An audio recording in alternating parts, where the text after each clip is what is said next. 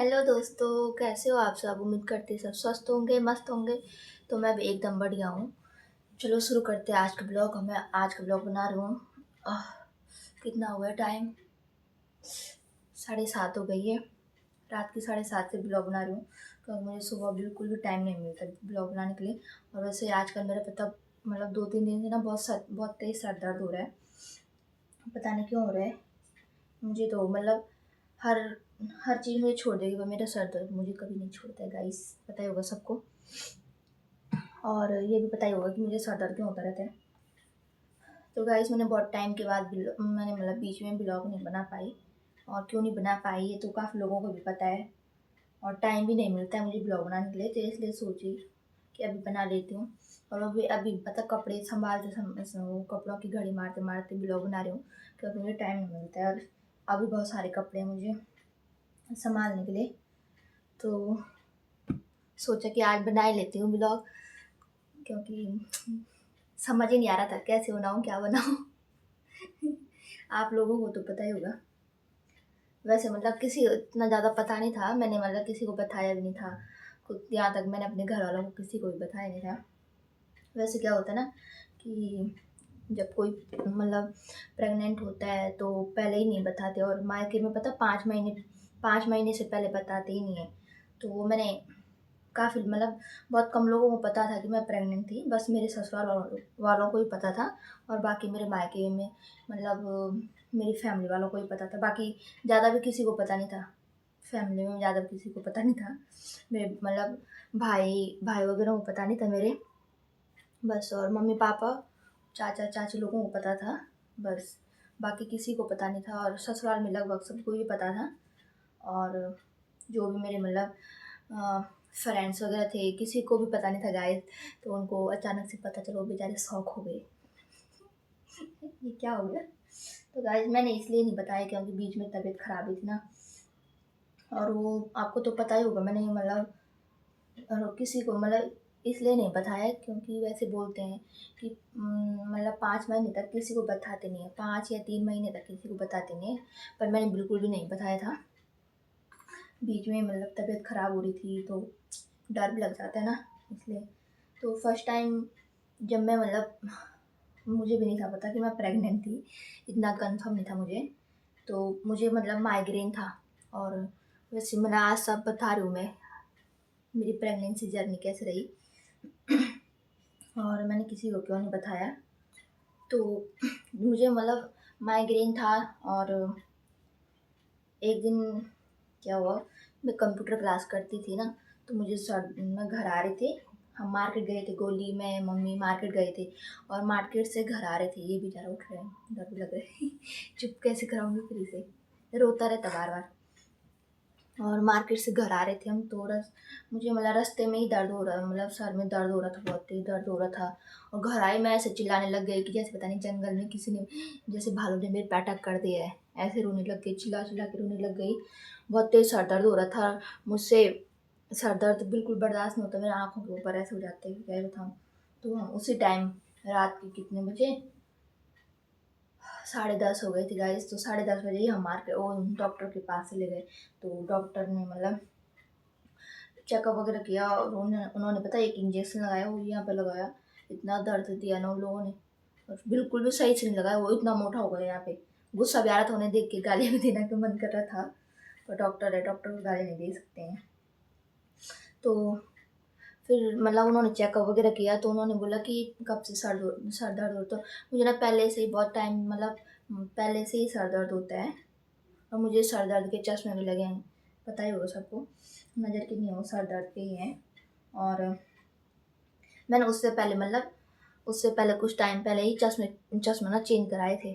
तो मुझे लगा कि नॉर्मली होगा सर दर्द, और एक दिन अचानक से बढ़ गया तो हम हॉस्पिटल गए। डॉक्टर ने चेकअप वगैरह किया, तो उन्होंने बोला कि अभी मतलब उधर बड़े डॉक्टर नहीं थे, छोटे छोटे ही डॉक्टर थे। तो उन्होंने बोला कि कल आना, या तो फिर इधर ही एडमिट हो जाओ या तो कल आना। और वो था प्राइवेट हॉस्पिटल। आपको भी पता होगा कि प्राइवेट हॉस्पिटल में कितनी महंगाई रहती है, इतनी हमारी वो नहीं है गाइस।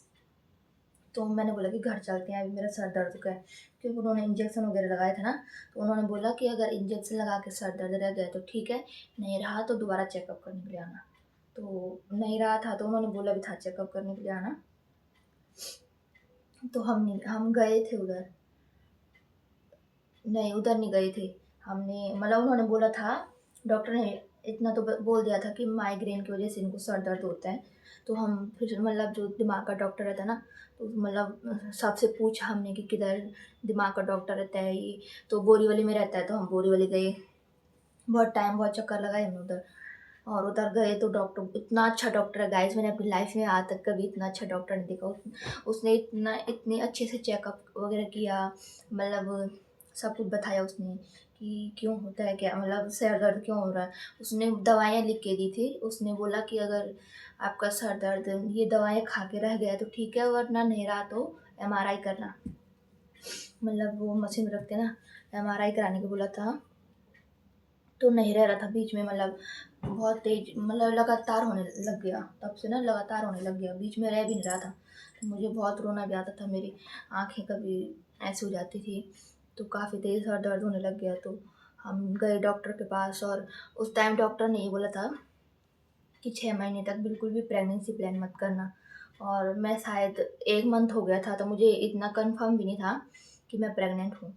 और फिर मैं घर, हमने बोला कि ठीक है। उसने बोला था ना कि 1 महीने तक प्रेगनेंट, सॉरी 6 महीने तक बिल्कुल भी प्रेगनेंसी प्लान मत करना।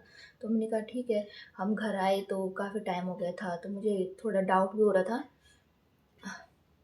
तो हम गए डॉक्टर, मतलब मेडिकल में गए। फिर मैं मेडिकल से वो प्रेगनेंसी किट रहता है ना टेस्ट करने के लिए, तो वो लेके आई। मैंने टेस्ट वगैरह किया, तो मैं प्रेग्नेंट थी। मुझे यकीन ही नहीं हो रहा था गाइस। बिल्कुल भी विश्वास नहीं हो रहा था। तो मैंने मम्मी को बताया, तो मम्मी ने बोला कि अब क्या करें। उसने बोला था कि अगर प्रेग्नेंट रहोगी तो दवाइयाँ बिल्कुल भी मत खाना। तो दो कितने टाइम की दवाई खाई थी मैंने, 2 टाइम की दवाइयाँ खाई थी। क्योंकि जो माइग्रेन की दवाइयाँ रहती है ना, वो बेबी पे असर करती है प्रेगनेंसी में। तो वो दवाइयाँ बिल्कुल भी नहीं खानी थी। तो हम फिर दूसरे दिन डॉक्टर के पास चले गए, उधर ही बोरीवली। वो डॉक्टर बहुत अच्छा था, अच्छे से समझाते हैं। अगर कभी मुझे दोबारा सर दर्द होगा ना, तो मैं उसके पास जाऊँगी। क्योंकि वो अच्छा है, बहुत अच्छे से बात करता है ऐसा डॉक्टर। बाकी डॉक्टर कैसे वो चिल्ला के बात करते हैं, मुझे वो खड़ूस डॉक्टर बिल्कुल पसंद नहीं है। पर वो डॉक्टर बहुत अच्छा था, तो उसने अच्छे से समझाया होगी। तो फिर हम जब मुझे पता, मतलब पूरा कंफर्म हुआ, मैंने सबको बताया घर में कि मतलब अपने हस्बैंड को और मम्मी को बताया। तो मम्मी ने बोला कि अब क्या करें। तो हमने दवाइयाँ खानी बंद कर दी। सीधा हम गए फिर डॉक्टर के पास। तो डॉक्टर के पास गए। तो मुझे मतलब 2 टाइम की दवाइयाँ खा ली थी। तो हर किसी को डर लगता ही है कि कहीं बेबी पे असर ना आ जाए। वो मतलब 1 महीना हो गया था, लगभग 1 महीना हो गया था। तो फिर भी डर लगता है ना। तो हम डॉक्टर के पास गए, तो उसने बोला था, उधर किधर गए थे मुझे तो याद ही नहीं रहता गाइस, मैं भूल जाती हूँ क्या क्या किधर गए थे यार। हाँ, तो अब बोरीवली गए थे हम। तो हमने डॉक्टर को ऐसे ऐसे बताया। तो डॉक्टर ने बोला इसमें घबराने वाली क्या बात है, अगर आपको प्रेगनेंसी रखनी है तो रखो, और अगर आपको पहले अपना सर दर्द सही करना है तो फिर आपको अबॉर्शन कराना होगा। तो फिर मैं सोच में पड़ गई कि क्या करूँ क्या नहीं करूँ। मतलब काफ़ी टेंशन हो गया था बीच में, इतना भी मतलब कि होता नहीं कि क्या करना है, अब क्या करूँ क्या नहीं करूँ। पहली पहली प्रेगनेंसी थी तो कैसे कर लेते। तो फिर काफ़ी सोचा हमने। फिर हम उधर से, मतलब उसने बोला था कि अगर आपको रखना है तो ठीक है। हमने उसको ऐसे पूछा कि मतलब 1 महीना हो गया, तो जो मैंने दवाइयाँ खाई उससे कहीं कुछ असर तो नहीं आएगा बेबी में? नहीं नहीं नहीं, गाइस रोने लग गया, मैं कैसे कंटिन्यू करूँ। बस बस बस बस। तो उसने बताया था हमको। तो फिर हम आए उधर से घर आए। तो फिर जब मैं फर्स्ट टाइम गई थी ना, सर दर्द हो रहा था तो रात को गए थे। फिर उधर गए तो उधर के डॉक्टर ने पता क्या बोला कि आपको ना डिलीवरी के टाइम पे बहुत तेज़ सर दर्द होगा, आप बिल्कुल सहन नहीं कर पाओगे।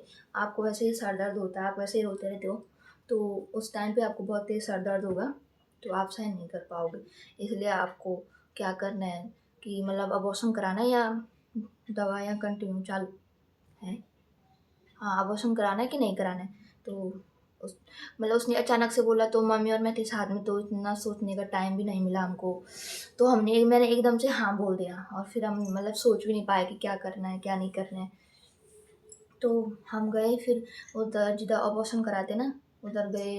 डॉक्टर ने मतलब पहले सबसे पहले उसने हस्बैंड जी से बात किया। उसने मुझे अच्छे से पूछा कि तुम्हें बच्चे को रखने हैं कि नहीं रखने हैं। हस्बैंड जी को पूछा, मुझे पूछा। तो हस्बैंड जी थोड़ा गुस्सा भी हुए थे मुझे देख के कि तुझे पहले ही जाने के लिए किसी। तो वही उस डॉक्टर ने एकदम से बोल दिया, मतलब सोचने का टाइम भी नहीं मिला। तो डॉक्टर ने हस्बैंड से बात की, मतलब बोला उसने। तो उन्होंने बोला कि मतलब होता है ना, डर तो लग ही जाता है कि ऑपरेशन कराएंगे तो कहीं फिर बाद में कोई परेशानी तो नहीं होगी। तो उस डॉक्टर ने बोला कि नहीं नहीं, कोई परेशानी नहीं होती। तो हम दवाइयाँ भी लेके आ गए थे ऑपरेशन की, पता 3,000 की दवाइयाँ लेके आ गए थे। उन्होंने दवाइयाँ लिख के भी दी। फिर हम घर आए, फिर मतलब टेंशन हो ही जाता है। तो घर आए, दवाइयाँ लेके हम घर आए, तो मम्मी भी मतलब सोच में पड़ गई, थोड़ा टेंशन हो गया। तो मम्मी ने मौसी वगैरह को पूछा, मतलब मम्मी की जो बहनें हैं उनको पूछा, तो उनको काफ़ी पता रहता है ना, उनको बहुत कुछ मतलब आता है। तो उनको पूछा, फिर उन्होंने बोला कि दवाइयाँ मत खाना, कोई बात नहीं, वो सर दर्द होगा तो वो बाद में देखा ही जाएगा। तो मुझे डिलीवरी के टाइम पे कोई भी सर दर्द नहीं हुआ था गाइस।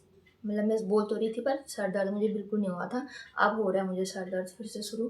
तो फिर हमने मतलब नहीं, मैं वो दवाइयाँ नहीं खाई।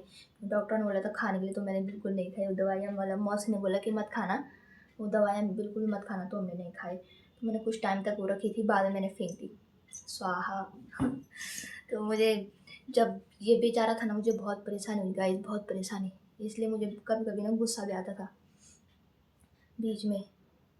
जब मतलब जब मेरी प्रेगनेंसी को 7 या 8 महीने हो गया था, तो पता मतलब कभी कभी बीच में बाहर जाते थे हम।